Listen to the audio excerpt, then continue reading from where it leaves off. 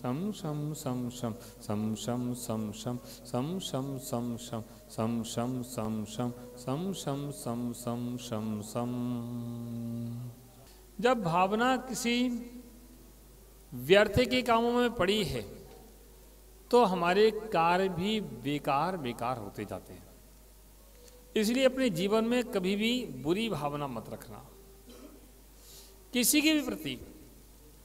अगर हमारा कोई दुश्मन भी है, किसी प्रकार से हमारे अंदर किसी के प्रति शत्रुता भी है, तब भी उस बात को खत्म कर देना। ना मैं शत्रु, मेरा कोई शत्रु नहीं है, मेरा कोई शत्रु नहीं है।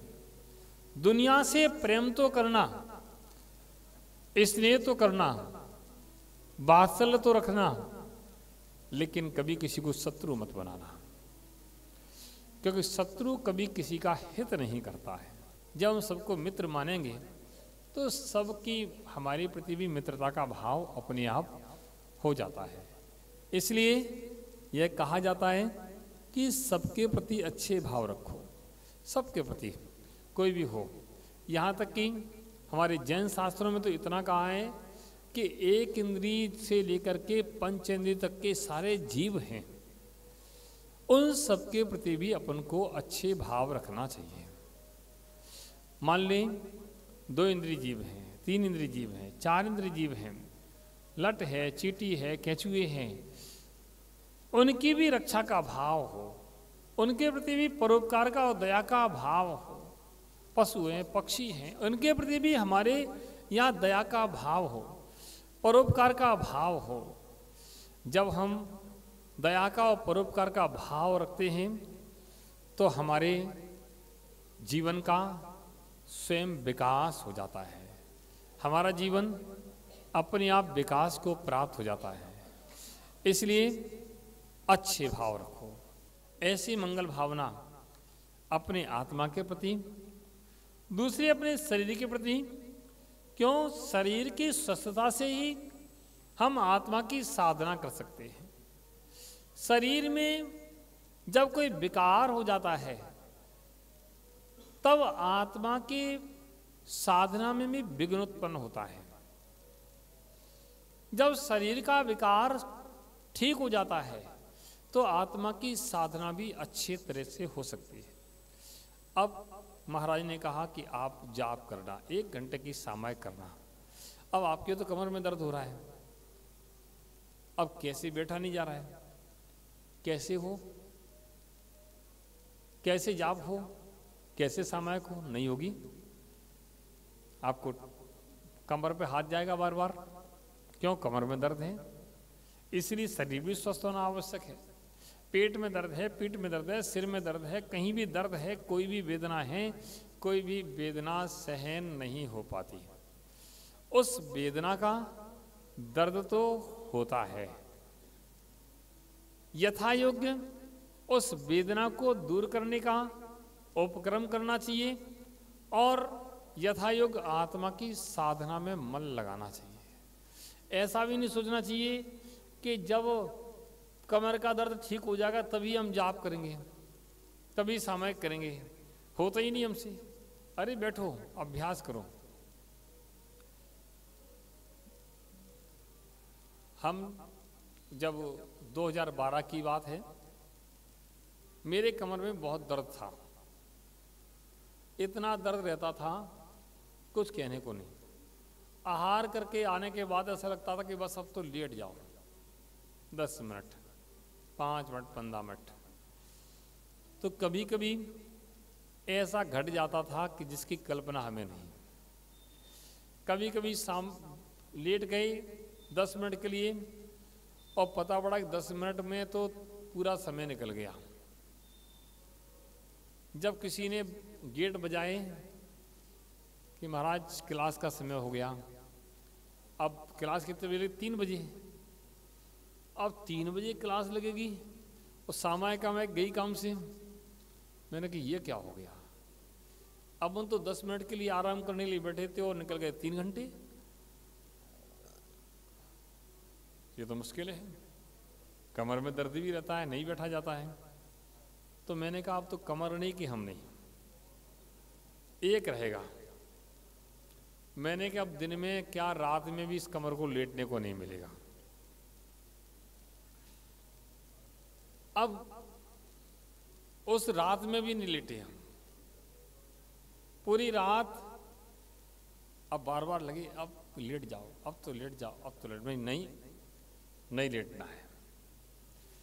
फिर अगले दिन भर झपकी खाते रहे ऐसे करके, स्वाध्याय में क्लास में सब में झपकी खाते रहे। मैंने कहा या तो एक दिन तो गड़बड़ मामला हो गया। फिर मैं सो गया, एक दिन तो लेट के मैं सो जाऊं चुपचाप शांति से, जो होगा सब ठीक है। फिर मैंने कहा नहीं ऐसे काम नहीं चलेगा, और फिर मैं बैठ गया। मैंने आज नहीं सोने को मिलेगा इसको, आज लेटने को नहीं मिलेगा। और 6, 8 दिन 15 दिन में लेटे ही नहीं, और कमर का दर्द कहाँ गया पता ही नहीं, अपने आप भाग गया, डर के मारे भाग गया। और उस दिन से आज का दिन वो आया ही नहीं लौट के। जितना हम इस शरीर को आराम देते हैं, शरीर उतना ही हराम का हो जाता है। डॉक्टर ने कह दिया बेड रेस्ट, सो बेटा। अब बेटा बेड रेस्ट पर सो गए, और बेड रेस्ट पर सो गए। अब अगली बार उठे तो अब बैठने की सामर्थ्य धीरे धीरे खत्म हो गई।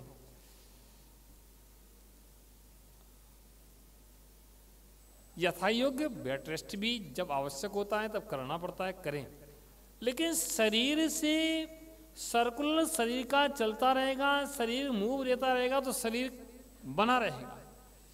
गाड़ी को ला करके आप खड़ा कर देना और 2 महीना उसको मत चलाओ तो गाड़ी ठीक बनी रहेगी? कुछ कराना पड़ेगा है? गाड़ी जाम हो जाएगी, उसके लिए ग्रीसिंग कराना और फिर तेल ऑयलिंग पता नहीं, तब वो चलेगी। कितना बड़ा विज्ञान है कि हमें गाड़ी की ग्रीसिंग कराना पड़ती है, तब जाकर के गाड़ी हमारी चलती है। और शरीर की गाड़ी हम ऐसे ही चलाना चाहते हैं, उसमें ग्रीसिंग नहीं करना चाहते हैं। अरे भाई, शरीर को जितना आप उस पर रोके रखेंगे, काम नहीं लेंगे, शरीर उतना जाम होता जाएगा। और शरीर से जितना काम लेते रहेंगे उतना शरीर हमारा चलता रहेगा। इसलिए शरीर से काम लेते रहना चाहिए, शरीर को खाली नहीं बैठाना चाहिए। शरीर से लो काम, है ना। पहले के समय में महिलाएं थीं, कुएं से पानी भरने जाती थीं और 3-3 कलश एक साथ में रख करके और दोनों हाथ नीचे लटका के ऐसे आराम से आ जाती थी। आज दे दो किसी को एक कलश, है ना, तो गर्दन ही टेढ़ी हो जाए, है ना। अरे घर की छोटी सी बाल्टी दूध की 2 लीटर की, वो तो उठती नहीं है। 2 लीटर की बाल्टी नहीं उठती। बड़ा मुश्किल काम हो गया, क्योंकि शरीर से हमने काम लेना बंद कर दिया है। शरीर की शक्ति सामर्थ्य ऐसा नहीं कि है नहीं शरीर में। शरीर में आज भी वही शक्ति है जो कल थी, लेकिन हमने उसको मूव देना बंद कर दिया, आराम दे दिया, एसी में लिटा दिया। बेटा कष्ट में मत रहना, कष्ट में तुम्हें कोई कष्ट नहीं होना चाहिए। मुझे हो जाए सो हो जाए, मेरी आत्मा को जो कष्ट हो, लेकिन शरीर को कष्ट नहीं होना चाहिए। एसी में लिटा दिया, आराम से बिठा रहो, शरीर का पसीना नहीं निकलने दिया। और जब शरीर का पसीना नहीं निकलेगा तो शरीर की गंदगी कैसे निकलेगी? निगेटिव एनर्जी जितनी पैदा हो रही है कैसे निकलेगी? और फिर आज देखो मैं सुनता हूं कि हार्ट की बीमारी, कैंसर की बीमारी और किडनी खराब हो गई और ब्लड प्रेशर, शुगर। आज से 50 साल पहले का इतिहास उठा के देख लो, ये बीमारियां ना के बराबर थी और आज उतनी बीमारियां बढ़ रही। क्यों हम शरीर को मूव नहीं देते। किसी ने हमसे कहा महाराज आजकल सब्जियां वगैरह सब केमिकल की आ रही हैं, सब कोई भी चीज़ शुद्ध खाने को नहीं मिलती। मैंने कहा सब ठीक है, लेकिन जो अशुद्ध तुमने खाया है उस अशुद्ध को निकालने का तो प्रयास करो। सुबह उठ करके अगर तुमने 1 घंटे आधी घंटे तुमने दौड़ लगाई है,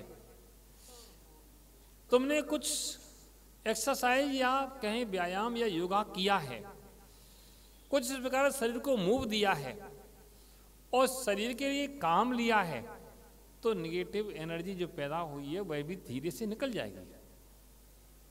जो तुम्हारे अंदर गलत जहर गया है वो भी समाप्त हो जाएगा। हम लोग एक स्थान पर थे तो एक वैष्णव साधु एक जंगल में रहा करते थे वहाँ। तो उन्होंने कहा कि मैंने पूछा कि यहाँ तो आप रहते हैं तो सांप बिच्छू वगैरह भी रहते होंगे, कभी आपको काटते नहीं हैं? कि हाँ कभी काट लेते हैं। तो क्या करते हैं कि सांप बिच्छू काट ले तो 2 घंटे तक आप शरीर को मूव दो, यानी दौड़ लगाओ, आपका बिच्छू का जहर समाप्त हो जाएगा। 2 घंटे तक बैठना नहीं, उछलते रहो, कूदते रहो, उछलते रहो, कूदते रहो, उछलते रहो, कूदते रहो, बिच्छू का जहर समाप्त हो जाएगा। बहुत अच्छी बात लगी। क्यों? शरीर में प्रेशर रहेगा, ब्लड का प्रेशर रहेगा तो वह जहर अपने आप समाप्त हो जाएगा।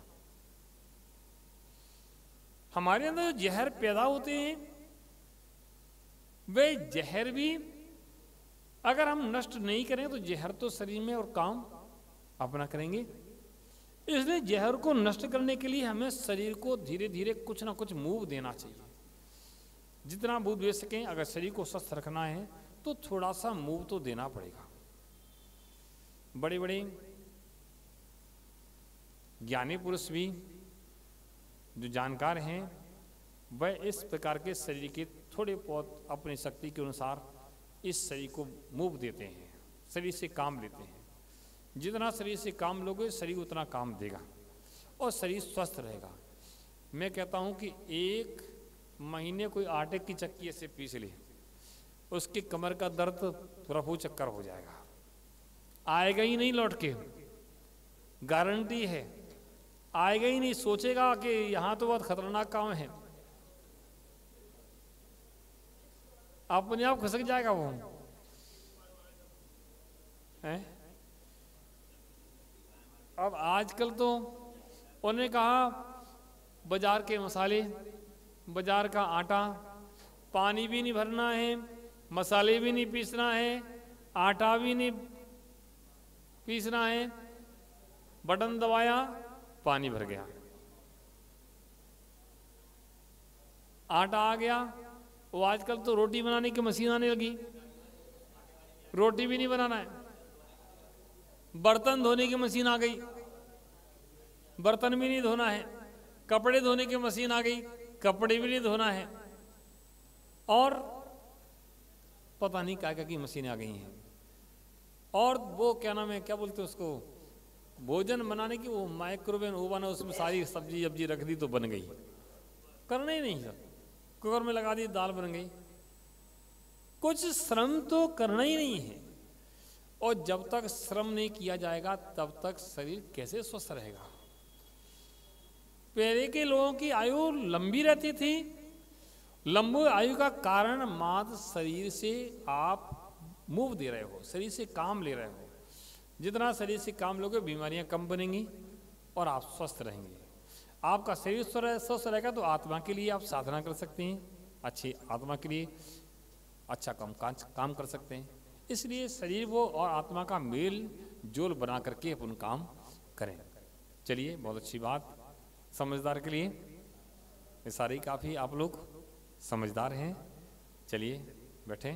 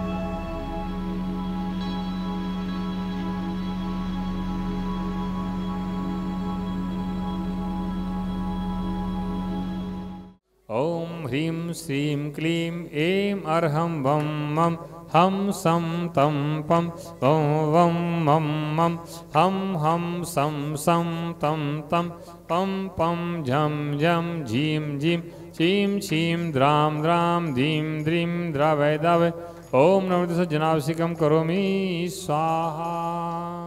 ह्रीं श्रीं क्लीं ऐं अर्हं वं मं हम सं तं पं वं वं मं मं हम सं सं तं तं पं पं झं झं ह्रीं झीं छीं छीं द्रां द्रां धीं धीं द्रवै द्रवै ॐ नमो अर्हते भगवते श्रीमते श्रीजनावसिकं करोमि स्वाहा।